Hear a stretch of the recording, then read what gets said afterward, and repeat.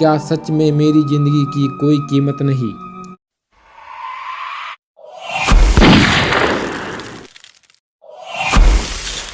कई दिनों से भूखा प्यासा और जिंदगी से पूरी तरह हारा हुआ एक भिखारी धीरे धीरे नदी के किनारे आकर बैठ गया।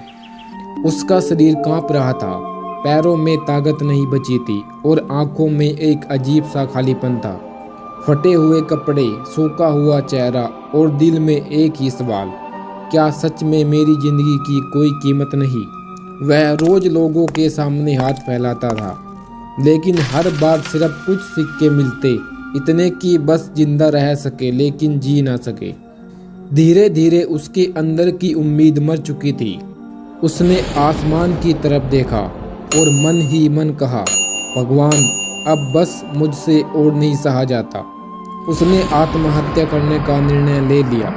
जैसे ही वह उठकर आगे बढ़ने लगा, तभी वहां से एक नेत्रहीन महात्मा गुजर रहे थे। महात्मा ने उसकी आहट सुनी और पूछा, बेटा तुम इतने दुखी क्यों हो? भिखारी खुद को रोक नहीं पाया, वह फूट फूट कर रो पड़ा। मैं गरीब और अकेला हूँ, मेरे पास कुछ भी नहीं है, अब जीने का कोई मतलब नहीं बचा। महात्मा ध्यान से सुनते रहे, फिर हल्की मुस्कान के साथ बोले, अगर तुम्हें सच में जीना नहीं है तो पहले एक सौदा कर लेते हैं। भिखारी ने हैरानी से देखा। महात्मा बोले, अपनी एक आंख मुझे दे दो, बदले में मैं तुझे 1000 रुपया दूंगा। भिखारी जैसे बिजली की तरह चौंक गया। क्या? नहीं, मैं अपनी आंख कैसे दे सकता हूँ?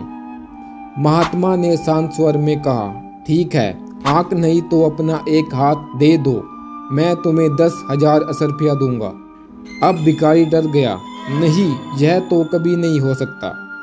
महात्मा की मुस्कान और गहरी होती गई। उन्होंने धीरे से कहा, जब तुम अपनी एक आंख और एक हाथ किसी भी कीमत पर नहीं देना चाहते, तो फिर खुद को गरीब कैसे कहते हो? भिखारी जैसे पत्थर बन गया।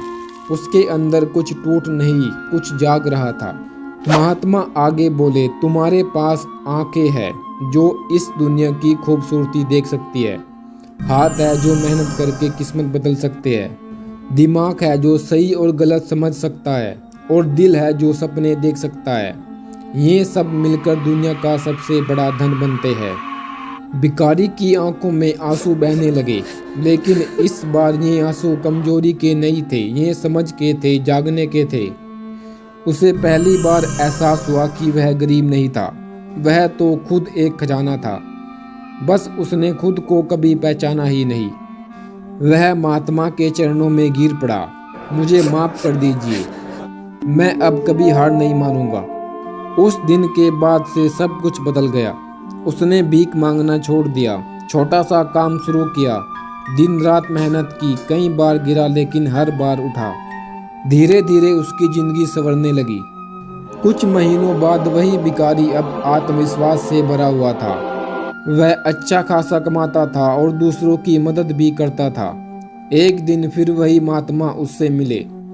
इस बार भिखारी की आंखों में चमक थी, चेहरे पर सच्ची मुस्कान।